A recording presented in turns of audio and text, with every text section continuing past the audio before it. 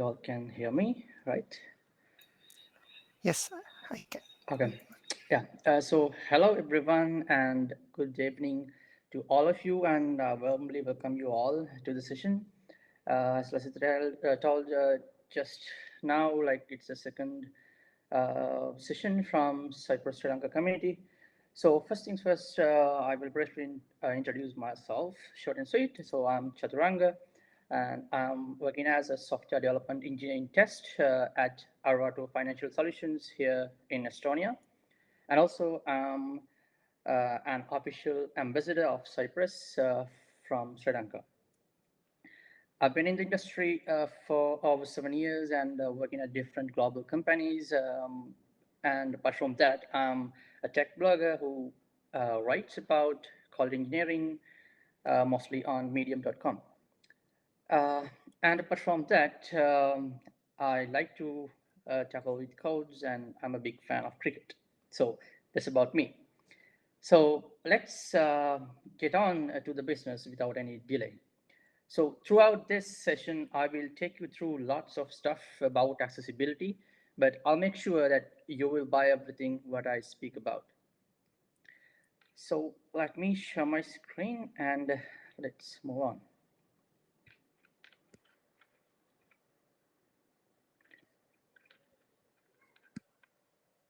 Okay, I hope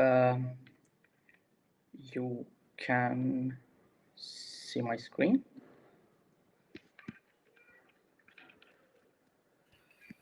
Yes, Chaturanga, I can. Okay, so I will take you through a few things like what is accessibility and what are the tools that we use in manual process and how the manual process is done.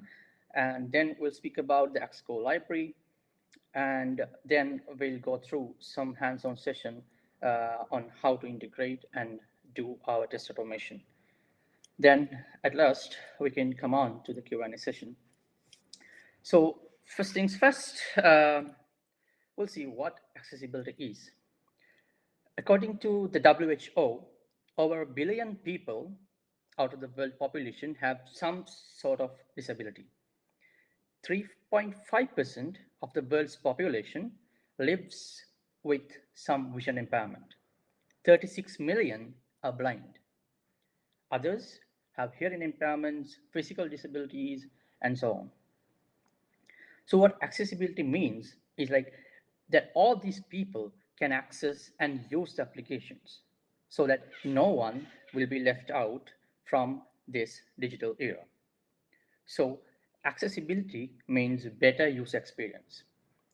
But what I see is like most of the times accessibility is considered as an afterthought. But it should not be like that because better accessibility means better user experience, and also we can reach out to a bigger audience if our applications are accessible.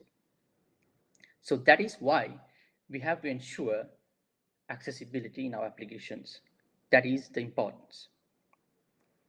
So now the small tip, accessibility is also known as A11Y because it has 11 letters between A and Y.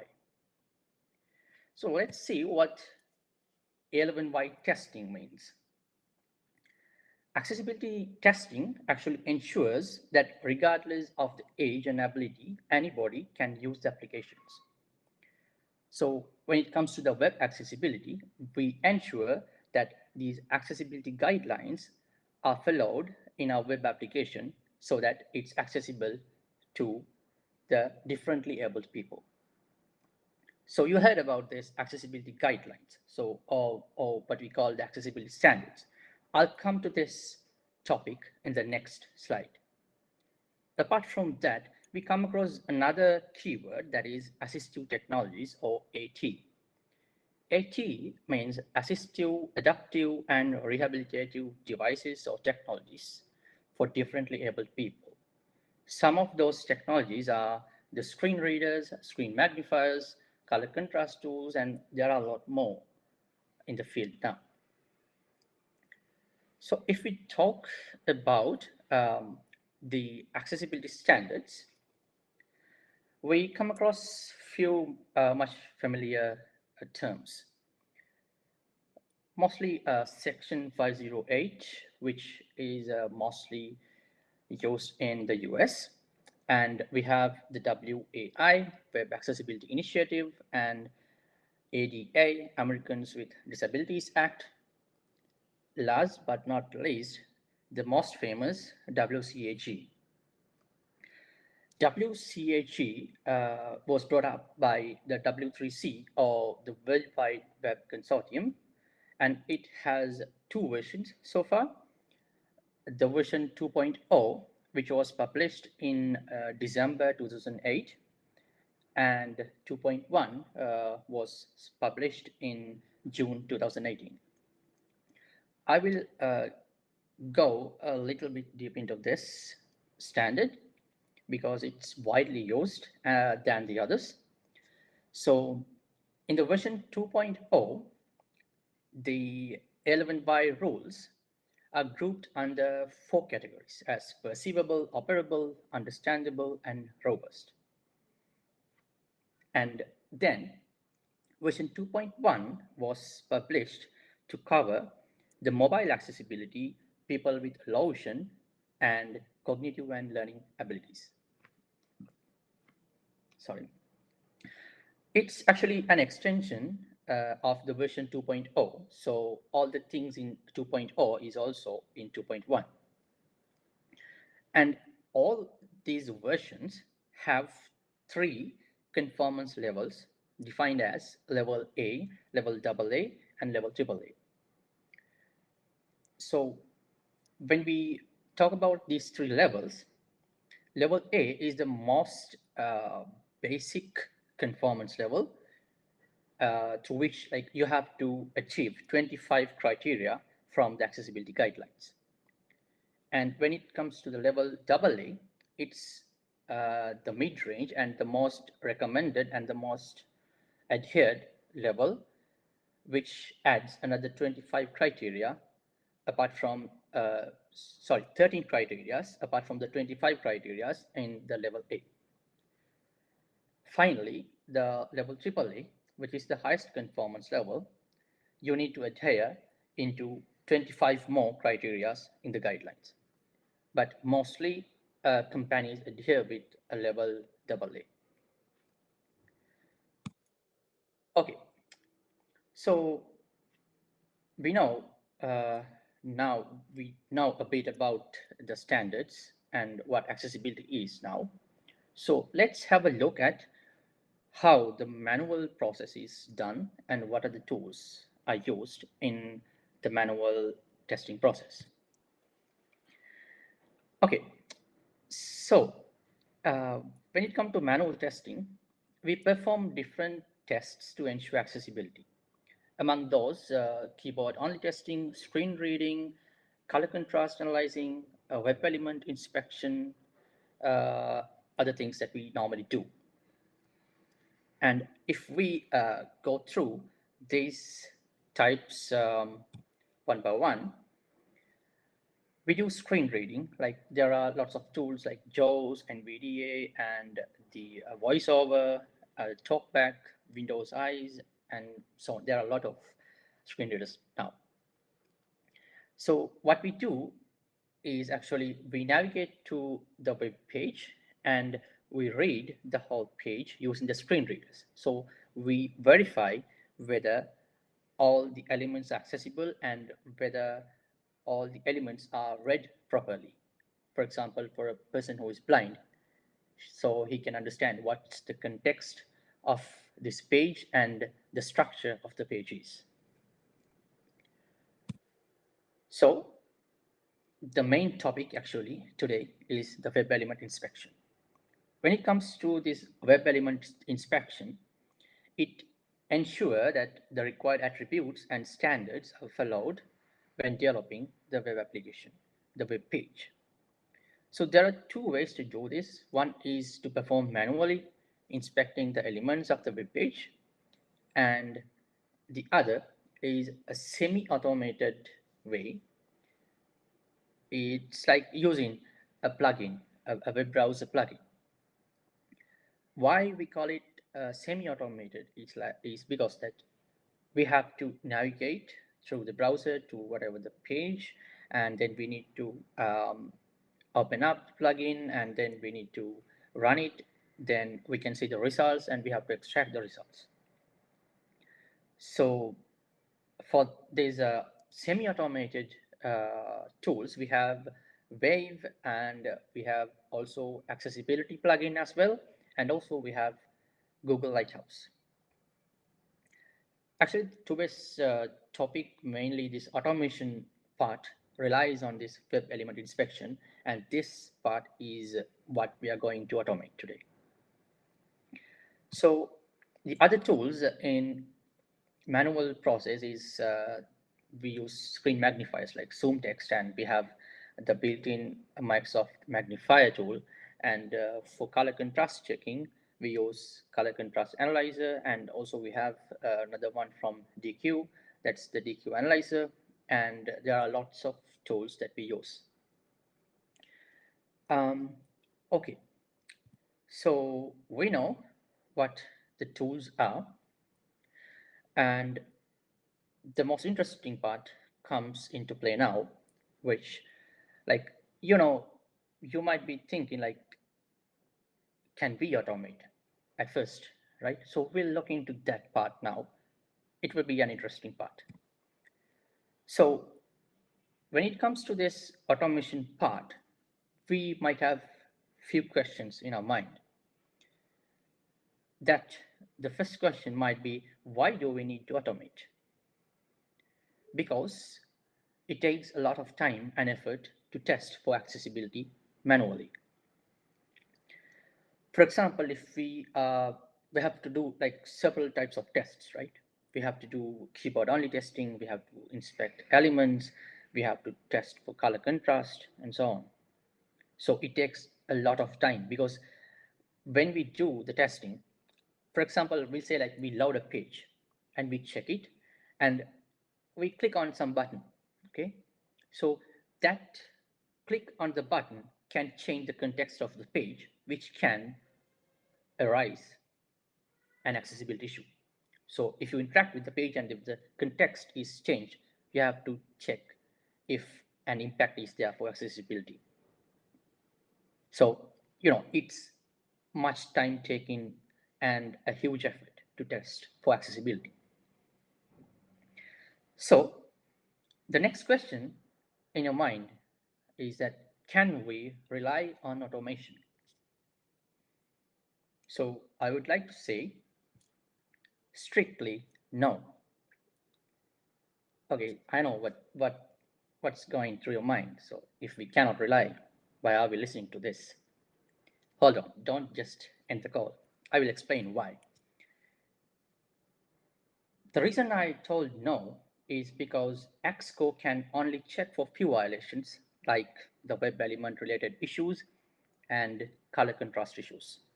And even when it comes to the color contrast issues, it can only detect color contrast issues that are related to the text elements. For the non-text elements, it cannot detect. So you might think, so is it worth automating? Um, According to my experience, I will say yes, of course, because still we can save time. Let me explain one scenario that I have faced in my career. That is, once I was testing for a particular page which had a table which had more than 100 rows. Actually, it was a page with a table of contents which had topics and subtopics of a course. So I was testing whether some accessibility guidelines are actually followed for these elements. So what I did was, I took a set from the top, another set from the middle, and another set from the bottom, and I checked whether this is available in these rows and the content in the rows. So it was okay, And then I took a few rows randomly and checked whether those attributes are there. So, bingo, I found that there were some which did not have the attribute that needs to be there. So in this case, what I have to do is either do manual testing for each and every element or go for some semi-automated way, right? But you can think that how much time and effort I have to invest in this. That's a huge time because as testers, we have no big time. Time is really precious for us because we have deadlines. And if something goes wrong, the point the, the point that comes to you is that you have not tested properly. So we need to save our time. That's why we need to automate what we can and save our time. Okay, so what is a AXE Core library? So before going into this, I hope I made my point why we need to automate, right? Okay, I think so. So AXE Core library is actually developed by the DQ company, and it's an accessibility testing engine for websites and other HTML-based interfaces only. It's fast, secure, lightweight, and was built seamlessly to integrate with any testing environment. So you can automate it, accessibility testing alongside your regular functional tests. That's the most important part. You can automate your accessibility tests and you can run it just alongside your normal functional tests. So maybe in your nightly build or your regression, you can include this accessibility tests and it will run along with them. And you have the report of what has failed in the perspective of accessibility. And when it comes to this AXE Core library, the version 4 came recently, and before that we had version 3. A lot of things changed from version 3 to version 4, that they changed a lot of things, how the things are coded, the syntaxes and everything. And now with version 4, it's pretty easy and actually readable when you code. So that's about the AXE Core library. I think now it's time for us to make our hands dirty with the code. Okay, so I hope everyone knows about Cypress, and if you already have an empty Cypress project, you can follow me while I do the integration and do the tests as well. Okay, it's time for the demo.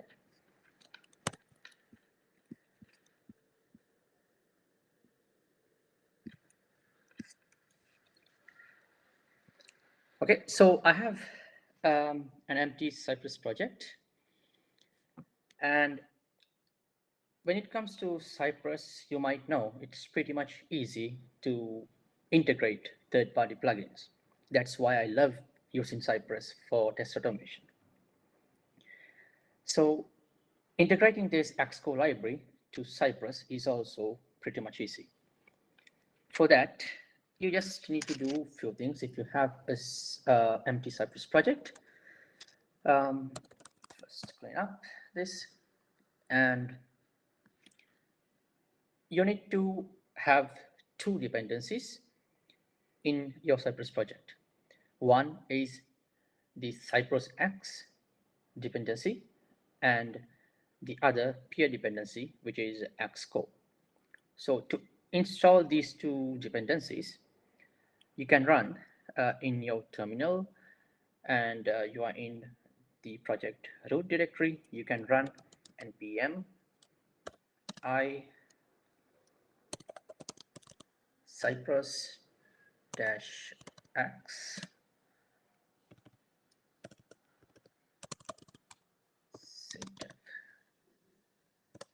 I'm installing Cypress X as a dev dependency, and also we need to install this peer dependency, which is npm I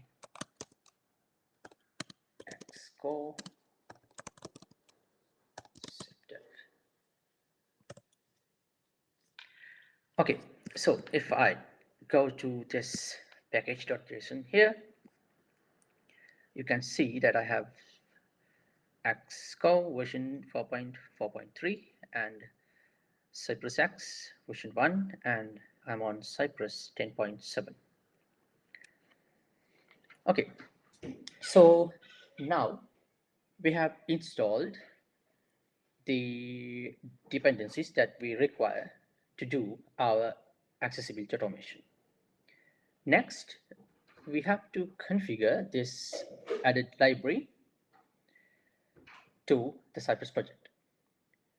To do that, we need to add one line of code on this support e2e.js file. We add this because even though like we have installed the dependencies, still we cannot access that library until we add this command and import those methods to our Cypress project. So I will open this one, and you need to add import Cypress X like this. Okay, so now we are done with integration. See how easy it is with Cypress. Okay, next we can head on to write our automated tests. I have already created a folder as accessibility tests under this E2E folder. So I'm going to create a file to write our automated tests. swagdemo.cy.js. Okay. The site that we are going to use today is swagdemo.com. So we will perform few simple tests on this. First, I will add this reference on my test page. I add this because then we have this IntelliSense which help us for the code completion while we are uh, scripting the automated tests.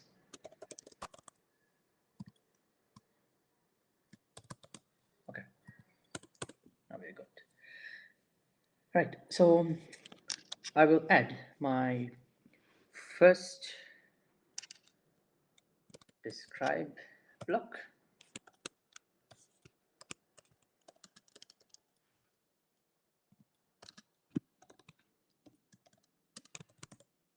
Okay, and so first things first, I will explain how this library works.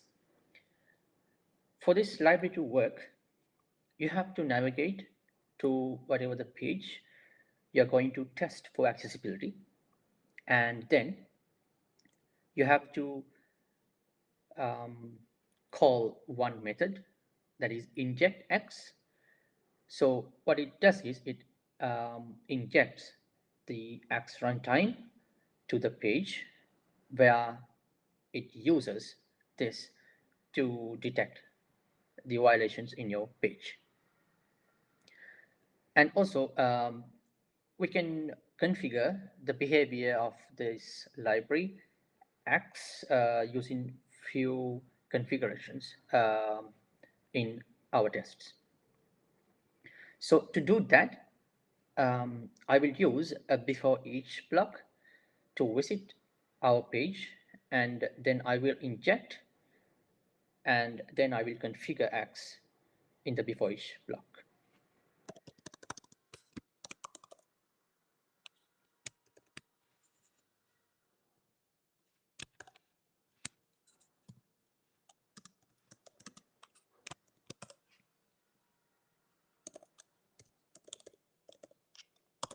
I'm going to visit.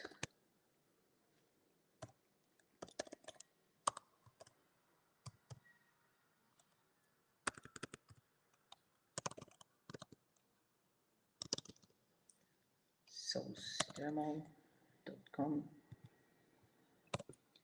and then I'm going to inject Axe into the page.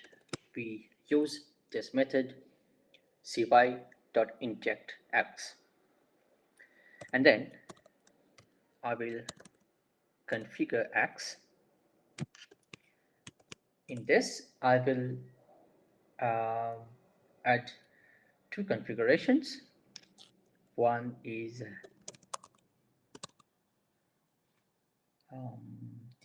iframes, true, and reporter as v2.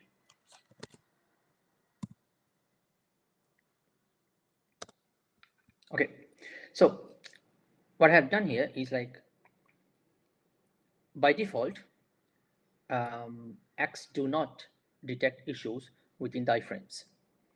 So what I have done is I have set it to true so that it will detect the issues within the iframes as well. And then I have this set the report type to v2. I will explain about the reporting at the end. It's kind of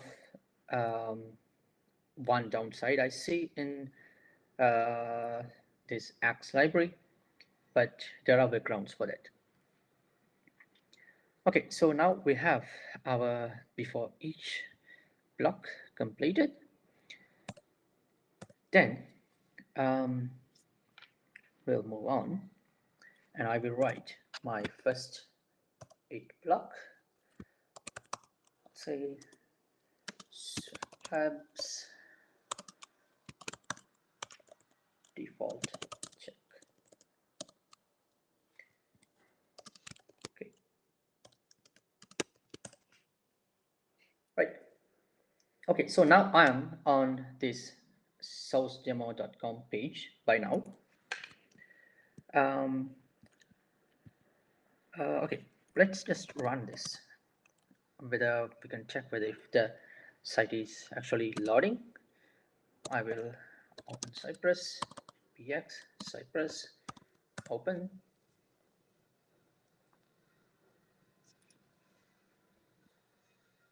Okay, I'm going for E2E testing and Chrome, and I will start.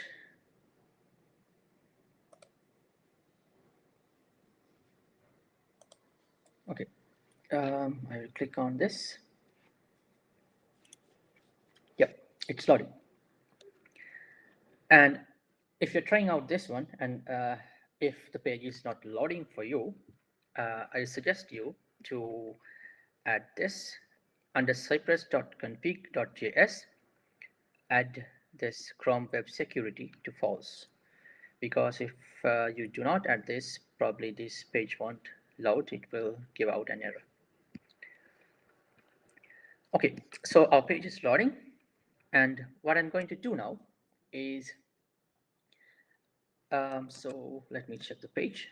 Okay, first I will verify whether I'm on the login page. So I have a button called login, and it have this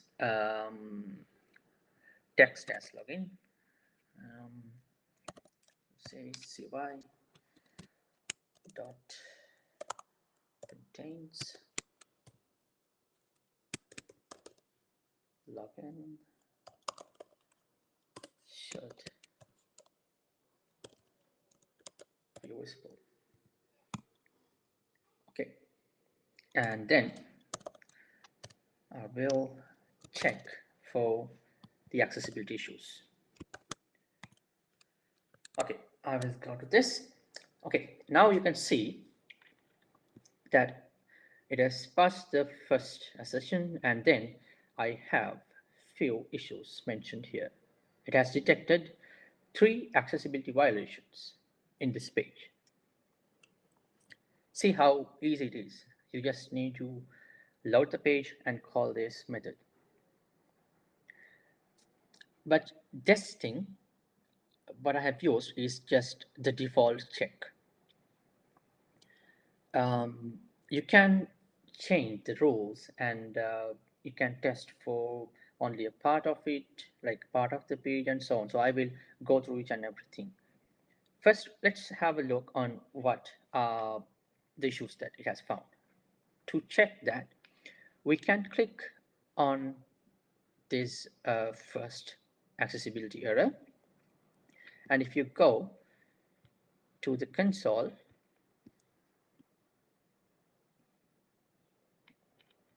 okay, hold on, I will just maximize this. And if I go to the console, you can see details of this error.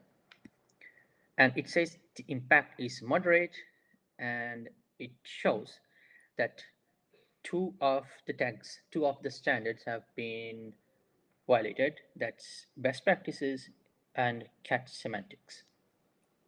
Actually, in AXE library, it is checking for violations with multiple standards, like best practices, WCAG, Section 508, ADA, and they have their own few guidelines mentioned as experimental guidelines and so on.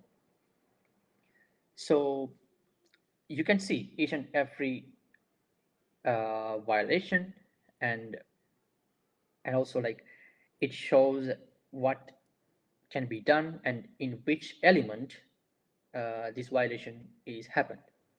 So that's pretty cool for both the testers and developers, because we know where and how to resolve this error. For example, if I go to this, you can see there is this help description. It says the document should have one main landmark, and if you see here in the help URL, and if you click it, it specifies which specific rule or the guideline has been violated. So if you go to this help URL, it gives a full description of the violation. What is the violation? And also it says how to fix this violation as well. So it's pretty informative and pretty helpful, because you can give this report to a developer and he can just work on it straight away. Okay, so that's about it. And if you then click on the next one, it shows its violation details. And if you go to these notes of each of these accessibility violations, it shows where this has happened. Like it shows the selector of the element straight away. Okay, I will go to the second one. Oh yeah, it has only one. And you have three here. Here it shows, you can see the exact selector of the element. Okay, now let's think um, that you want to test only for WCAG standards. Yes, you can do that. For that, I'll move on to our test script, and I will define something like this: constant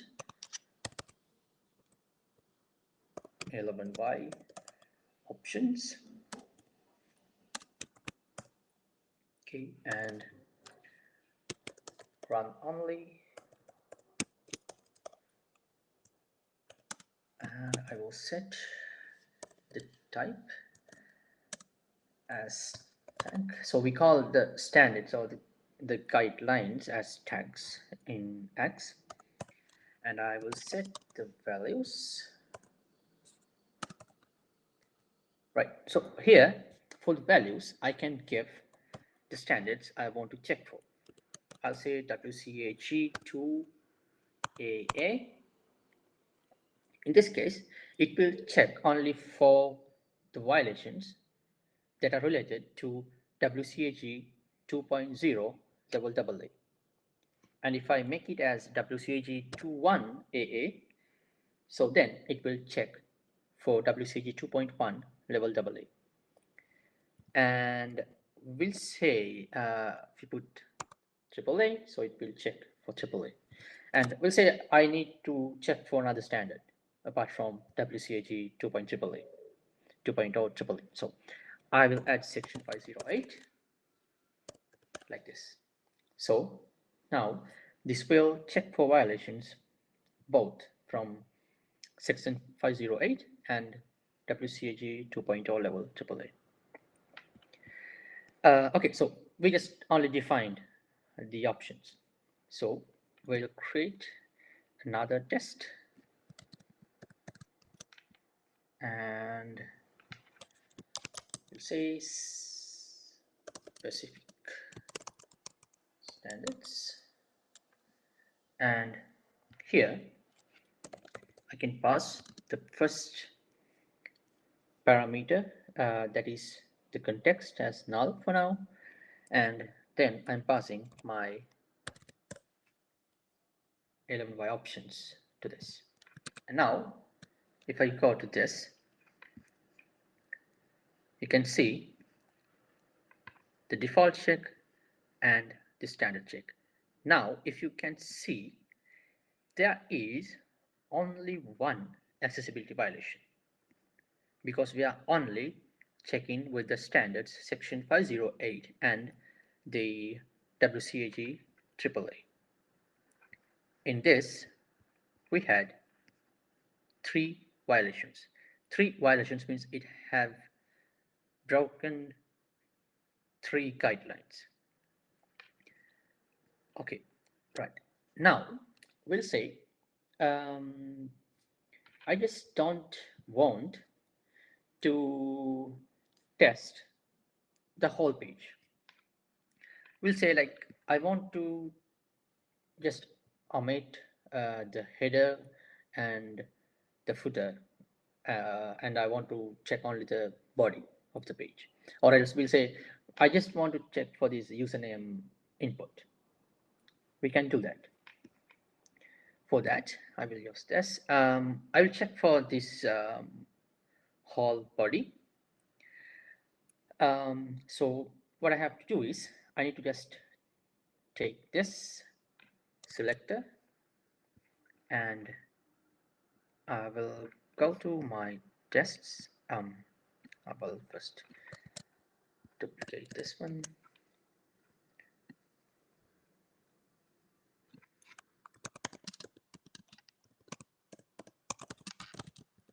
Out of page check, and I will copy this. So for the context, I pass this one. So it will check only for that area, for that element. So if I go here, so now we have three tests and all three have failed. And in this case, it's only checking for this area. And also it's applying the standards as well, since we have this one here. So it will check for that element with the standards we have applied here. And also we can just check for all the standards by just removing that. And now if you check, you have the results like this. Okay, right. And we'll say you need to just exclude one or two of your elements in your accessibility check. Okay, so if you want to do that, you can do it like this. So um, I'll say exclude elements. Okay, so in this case, you have to do it like this. So you call check element by method, and you can set this exclude, and you can define an array, and I will exclude this one. If you want to add multiple elements, so you can go ahead and define it with a comma separate. So now if I go to this, we have 4 tests, and we have 2 accessibility violations for the last test. Right, okay. So then we'll say um, I want to check for the violations that have a higher impact, because if you go to one of this, and if I go to the console, you can see it have defined the impact of this violation. So it says it's moderate. So we'll say like I just want to check for the impacts of critical and serious ones. So I can do that like this.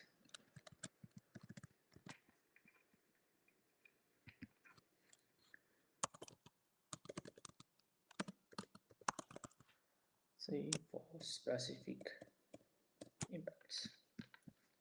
And here um, I can call check element by method like this. Um, for okay, I'll keep the context to null. So I'm checking the whole page, and I am setting the options for check element by method, and I set the included impacts, and then I can define the impacts I want to include with comma separation. I would say, and I also want serious. Okay, now if I go to this, you can see our 5th test have passed because there are no critical or serious violations in our page, right? So that's cool. And also we'll say something like this. You know, if we take we'll take the first one, and we'll check what we have here. Okay, the first one, we have yeah, we have one accessibility error on this landmark one main. Okay, so we'll say like we want to skip this kind of uh, violations like landmark one main. Okay, so if you want to do that, you can do that. So you can do it like this. You can create another 8 block specific rules. So we can just go to here, and we can define the rules, like we can change the behavior of this check with the rules like this. Rules and And then I want to disable the landmark main. So I define landmark one main, which was our role,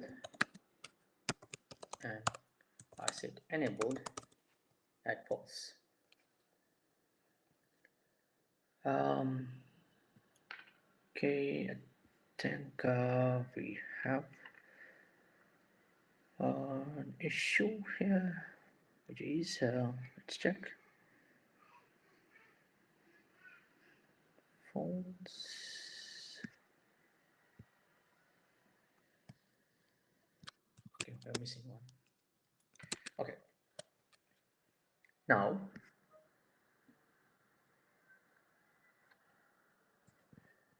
um, okay, so the last one, if you can see, it has only two violations, and we are missing the which one it is? Landmark one main row. So it has detected only two violations. I hope you're clear up to this point. These are a few combinations that we can do with our accessibility tests. And also, you might come across some scenario like this. I told you that we can run our tests alongside our normal functional tests, right? So we'll say that you want to detect the accessibility issues, but you don't want to make a test fail because of an accessibility violation. You just need to lock them, but not make the test fail. You can do that.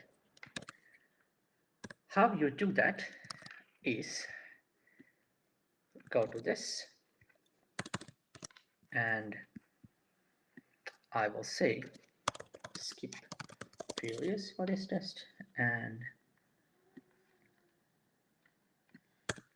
I will set this as null, and I'll set the options to null,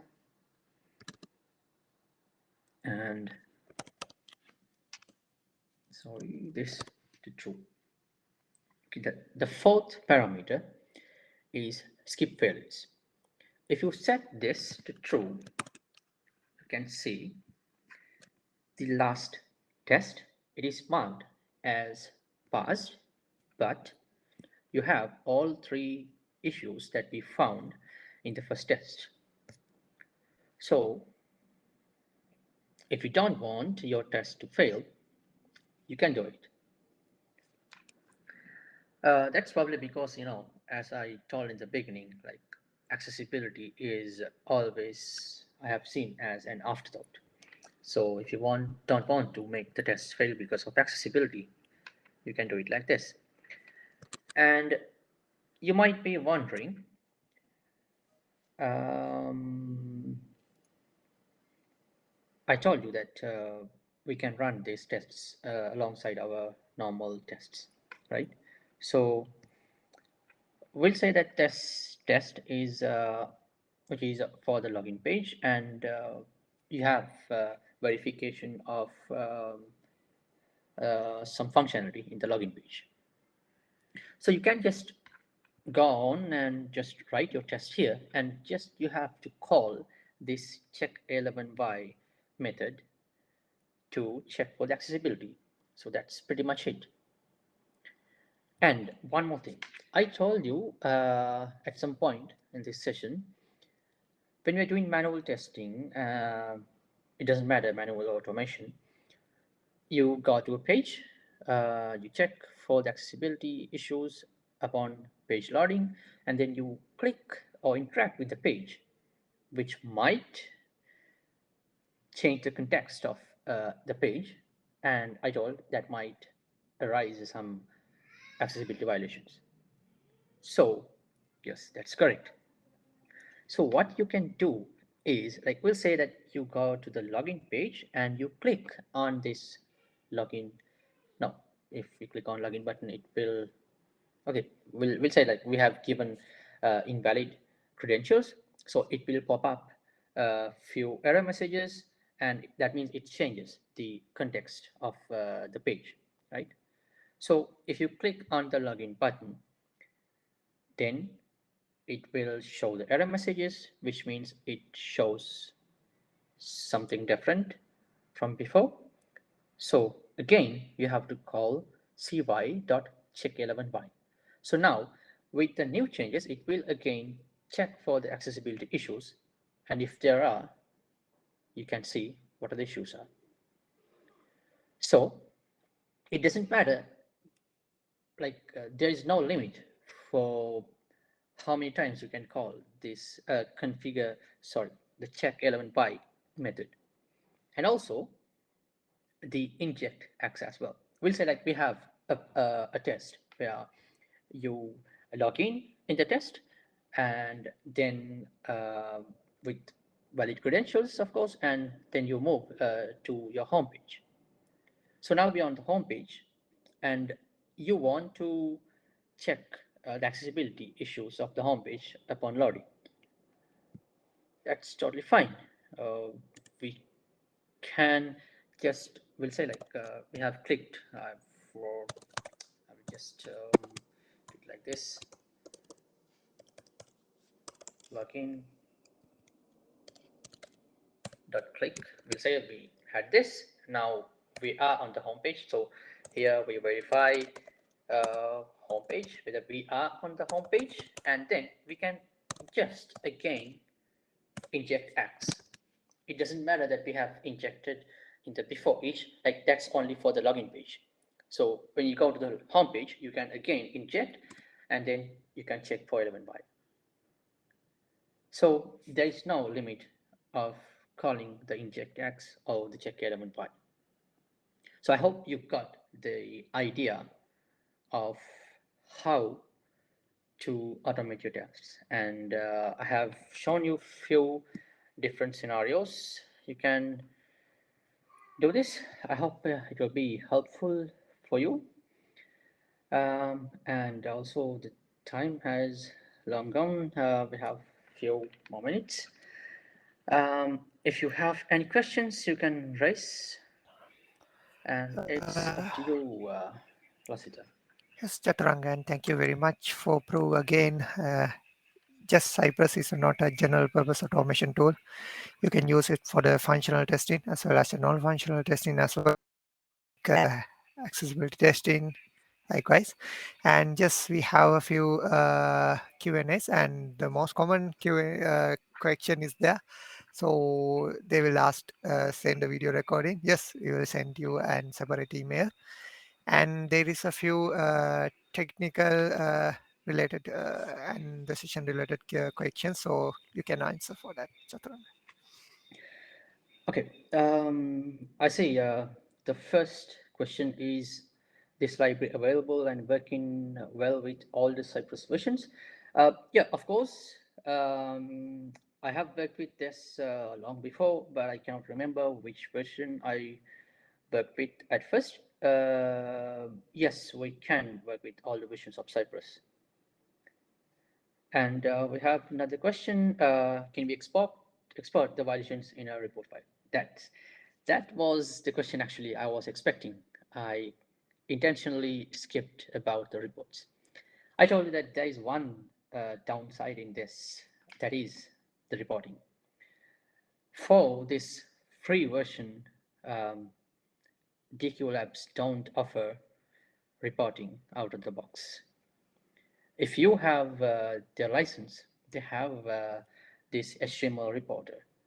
You can set it in the configure X. You can set different types of reporters.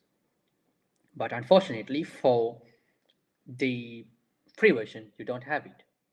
But there is um, there is a workaround for this. Um, the time does not permit me to show you that, but I will share you the workaround along with the recording and all the attendees will get the email. Along with the email, I will send you the background, the link to the background. What you can do actually is, if you are to try out on your own, I will say, uh, you can configure, that all the violations are locked in the developer console. You can simply uh, get all these violations from the console to a text file, and then you can format it. That's one option that you can do. So for that, I have written an article on Medium, which I will share with you guys. So you can refer the reporting mechanism that I have done. I have a sample project as well hosted on GitHub. So you have the link to the GitHub repo as well.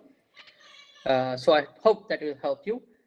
Um, if you need any more details on uh, Axe, they have a pretty good documentation on the official site, so you can refer that as well. Uh, are there any other questions, Lasitha?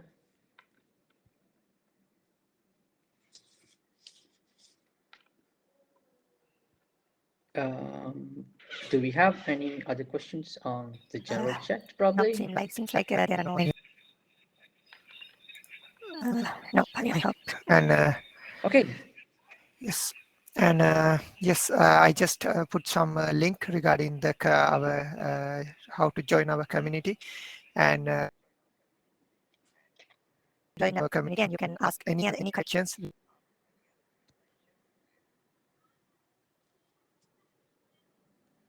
and we will directly get back with the Cypress developers and get back the more technical answers as well. And then the finally, thank you very much, Chathuranga, to share your wise word, advice, and knowledge with our community. And the thank you very much for you all for and we will host it. We will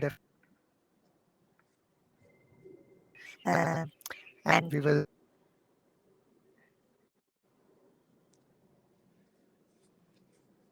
and thank you everyone.